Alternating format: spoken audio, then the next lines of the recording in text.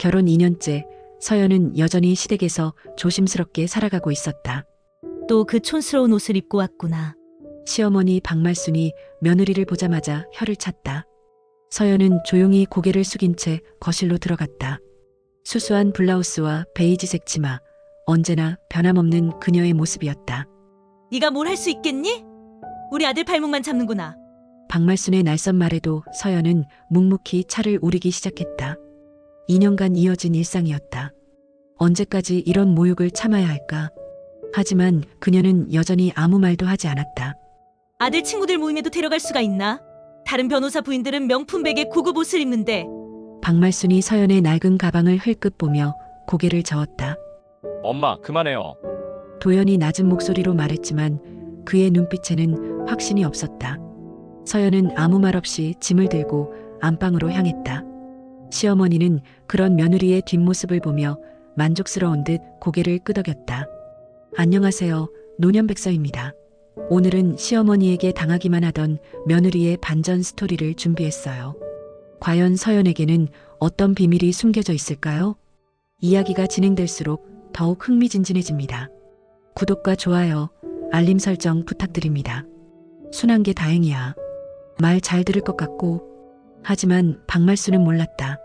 자신 앞에 서 있는 이 조용하고 수수한 며느리가 누구인지, 그리고 앞으로 어떤 일들이 벌어질지를. 그만하긴 뭘 그만해.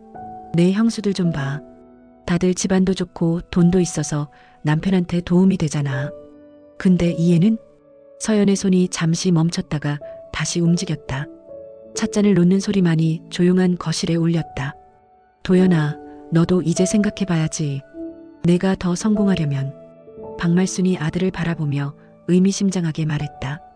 도연은 잠시 머뭇거리다가 고개를 떨구었다. 엄마 말씀이 맞아요. 그 순간 서연이 조용히 일어났다. 핸드백에서 이혼 동의서를 꺼내 테이블 위에 놓았다.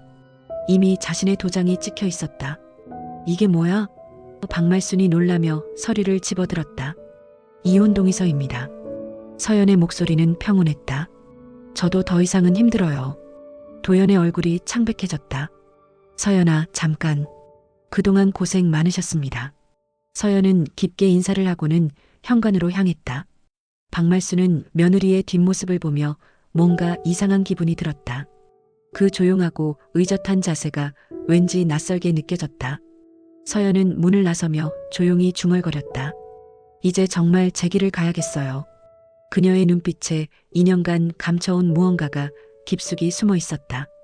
이혼 동의서를 내밀기까지 서연에게는 참기 힘든 2년의 세월이 있었다. 결혼 초부터 시댁에서 그녀를 무시하기는 일쑤였다.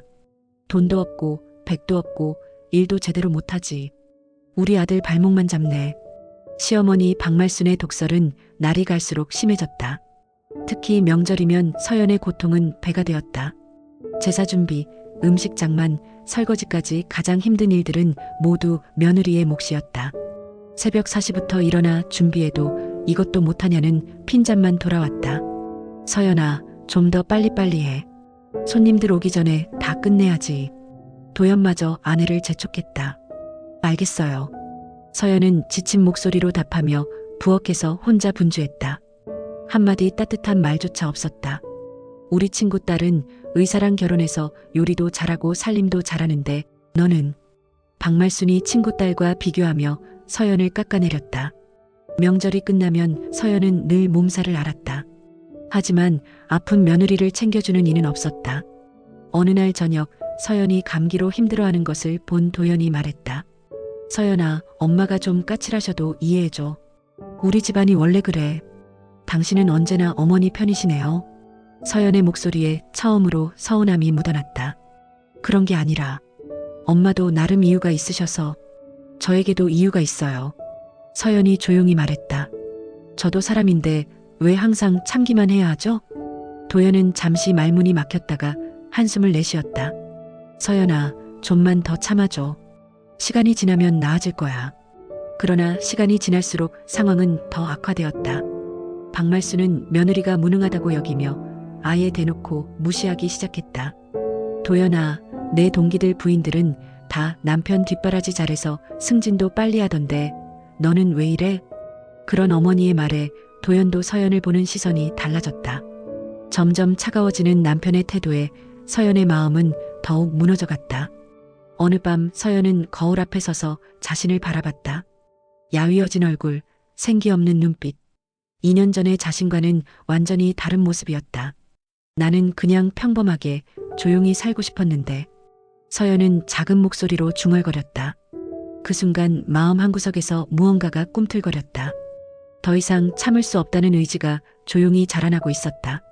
그렇게 2년의 인내 끝에 서연은 마침내 이혼 동의서를 준비하게 되었다. 더 이상 자신을 숨기고 살 이유가 없어졌기 때문이었다. 그날 이후 며칠이 지났지만 이혼 동의서는 그대로 테이블 위에 놓여 있었다. 도연은 선뜻 도장을 찍지 못하고 있었고 박말순의 불만은 극에 달했다. 도연아, 언제까지 미적거릴 거야? 박말순이 아들을 불러 세웠다. 내 앞길을 생각해봐. 다른 변호사들은 다 부인 덕을 보면서 승진하는데 너만 제자리 걸음이잖아. 엄마, 그래도 서연이가 뭘 해줬는데? 박말순의 목소리가 높아졌다. 2년 동안 내 인맥 관리에 도움이 됐나? 사회생활에 보탬이 됐나? 마침 그때 서연이 시장에서 돌아왔다. 평소처럼 소박한 차림새의 그녀를 본 박말순이 터져나왔다. 서연아, 이리 와봐. 서연은 조용히 박말순 앞에 섰다. 솔직히 말해. 내가 우리 도연한테 해준 게 뭐 있나? 박말순이 팔짱을 끼며 다그쳤다. 돈 벌어온 것도 없고 인맥 도움도 안 되고. 어머님. 서연이 입을 열려 하자 박말순이 손을 들어 막았다. 말 말고. 우리 아들 앞길 막지 말고 당장 이혼해. 내가 뭘 해줄 수 있는데? 거실에 찬 공기가 흘렀다. 도연은 고개를 돌리며 아무 말도 하지 않았다. 서연은 잠시 조용히 서 있다가 입가에 차가운 미소를 지었다. 네, 알겠습니다. 떠나겠습니다. 그녀의 담담하고 의젓한 모습이 오히려 이상했다. 울지도 화내지도 않는 며느리를 본 박말순은 더욱 우쭐해졌다. 봐라, 결국 아무것도 아닌 애였잖아. 박말순이 코웃음을 쳤다. 처음부터 우리 집안에 어울리지 않는다고 생각했어. 서연은 가만히 그 말을 듣고 있었다. 그리고는 조용히 방으로 들어가 짐을 챙기기 시작했다. 엄마, 너무 심한 거 아니에요? 도연이 뒤늦게 말했지만 박말순은 단호했다. 심하긴 뭘 심해. 이게 다 우리 집안을 위한 거야. 내가 더 좋은 사람 만나서 출세할 수 있게 말이야. 서연은 작은 가방 하나에 옷까지 몇 벌만 담았다. 2년간 살았던 흔적을 모두 정리하는 데는 그리 오랜 시간이 걸리지 않았다. 현관에서 신발을 신으며 서연이 마지막으로 돌아보았다. 그동안 신세 많이 졌습니다. 가서 잘 살아. 박말순이 팔짱을 낀 채 차갑게 말했다.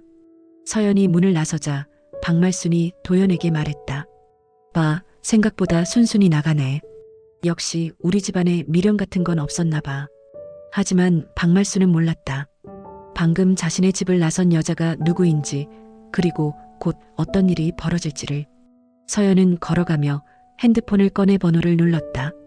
2년 동안 한 번도 누르지 않았던 번호였다. 아버지, 저예요, 서연이에요. 전화 너머로 유정한 회장의 깜짝 놀라는 목소리가 들렸다. 서연아, 2년 만에 전화하네. 어디 있니? 당장 집으로 와. 네, 곧 가겠습니다. 한남동 대저택에 도착한 서연을 본 양부모의 얼굴은 충격으로 굳어졌다. 세상에, 이게 뭐야? 양어머니 유애란이 딸의 야위어진 모습을 보며 눈물을 글썽였다. 우리 서연이가 이렇게. 서연은 차분하게 그동안의 일을 털어놓았다. 시어머니의 무시와 모욕, 남편의 배신, 그리고 오늘 있었던 일까지. 이게 사람 대접을 받은 거야? 유정한 회장의 목소리가 떨렸다. 우리 딸이 그런 모욕을 당했다고? 아버지, 저는 괜찮아요. 그냥 평범하게 살고 싶어서. 평범하게? 유정한 회장이 주먹을 불끈 쥐었다. 평범하게 살겠다고 해서 집 발표도 되는 거냐? 그는 곧장 비서에게 전화를 걸었다. 지금 당장 임원진들을 소집해. 그리고 김도연이라는 변호사 조사해봐. 이튿날 아침 박말순은 평소처럼 동네 슈퍼에 나갔다가 이상한 광경을 목격했다. 동네 입구에 고급 승용차들이 즐비하게 늘어서 있었던 것이다. 뭐지? 무슨 일이 있나? 궁금해하며 집으로 돌아온 박말수는 더 큰 충격을 받았다.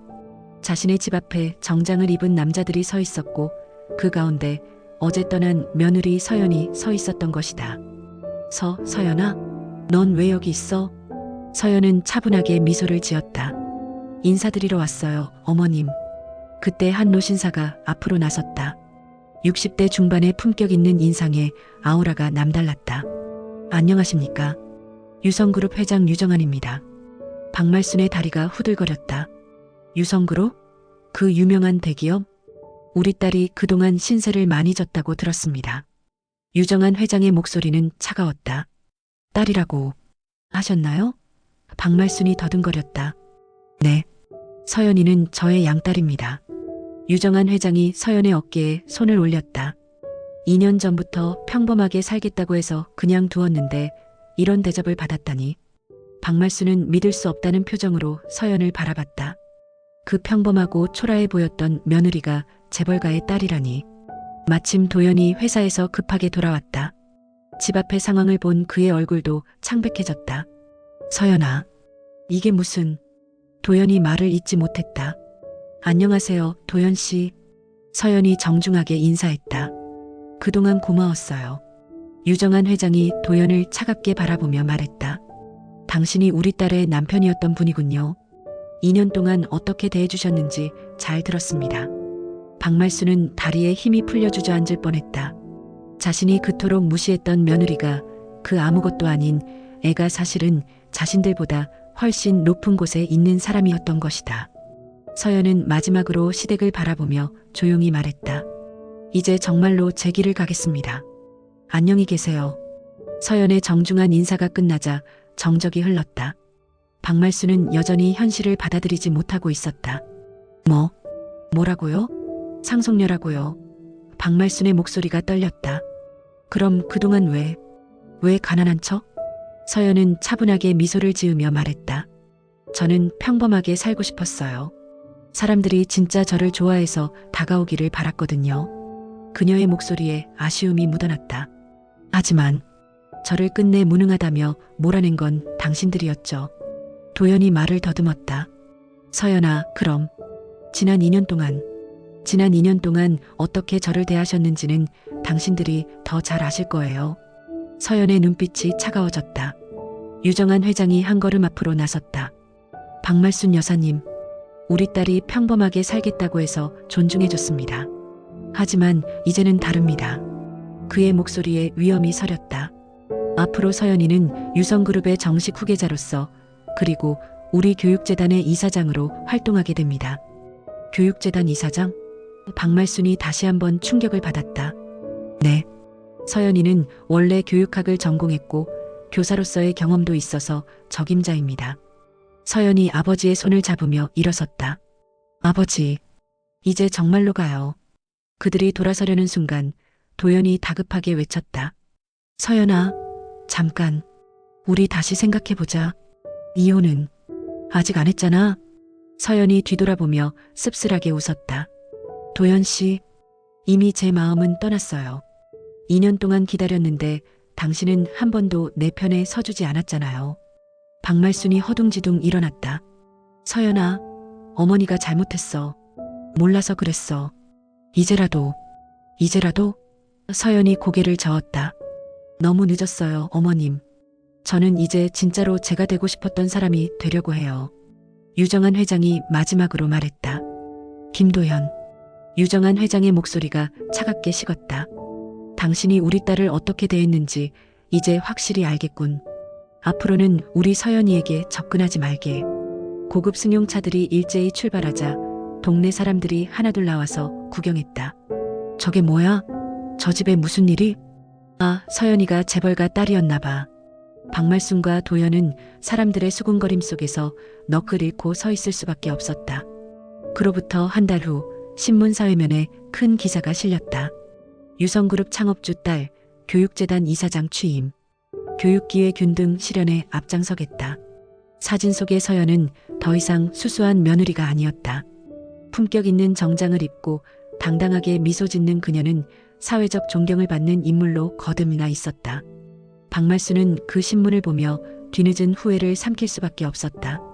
자신이 얼마나 큰 실수를 했는지, 그리고 얼마나 소중한 사람을 놓쳤는지 이제야 깨달았지만 모든 것이 너무 늦어버렸다. 도연 역시 변호사 사무실에서 그 기사를 보며 고개를 떨어뜨렸다. 진짜 사랑을 놓쳐버린 것은 바로 자신이었다. 통쾌한 사이다 스토리 속이 시원하시죠? 앞으로도 사이다 스토리 듣고 싶으시다면 구독과 좋아요, 알림 설정 부탁드립니다.